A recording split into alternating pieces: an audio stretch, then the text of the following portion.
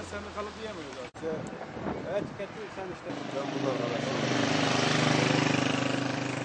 Arkadaş olmasına gelip arkadaş oluyorsun. İşte adam bahane al bahane. Yani bu düzensiz çalışma. Bahane yok. Ben 4,5 lira buradayım.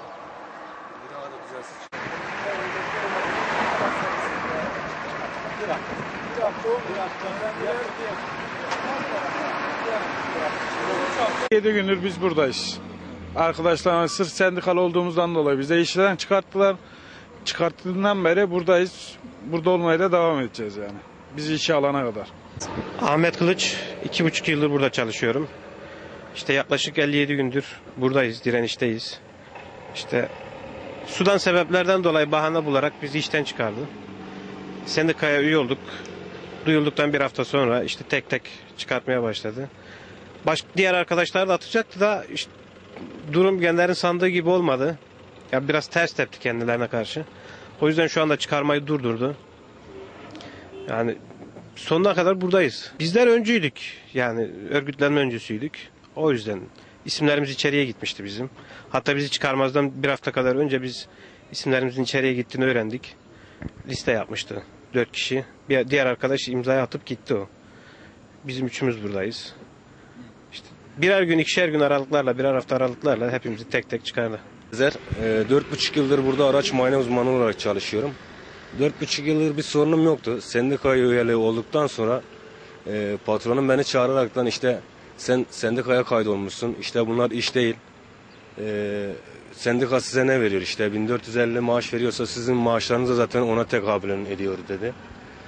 Sonra bana istifa etmemi söyledi. İstifa etmezsen ben seni çıkartacağım işten. Biz senden memnunuz. 4,5 yıldır siz burada çalışıyorsun. Bugüne kadar bir şeyini görmedik. Bir şeyini duymadık. Bu gibi aracılarla göndererekten işte işten çıkartma bahanesine sürdü. Sonra da ben istifa etmeyince sendikadan dedi seni bayram arifesi günü çıkartacağım dedi. Bayram dönüş işe dönmeye geldim. İşime başlamak üzere şifremi girecektim. Şifreyi girdirtmeden dedi ki işte şifresini girmesin buraya gelsin. Biz hesabını kesiyoruz. Ben de yanına gittim. Gerekçeniz ne beni çıkartmak için? Bizim gerekçemiz yok. Sadece seninle çalışmak istemiyoruz dedi. Nedeniniz sendika mı dedim. Sendikaya kaydolmam da dedim. Dedi onu herkes biliyor falan. Zaten de biz seni neden çıkarttığımızı biliyoruz dedi. Yani gerekçesi bir ay önce bir sendika üyeliği yapmış olmamdı ve öncülük yapmış olmamdı.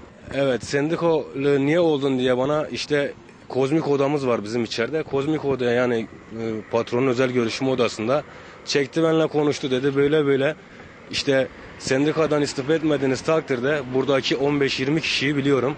20 kişiyi tek tek bahanelerle işten çıkartacağım.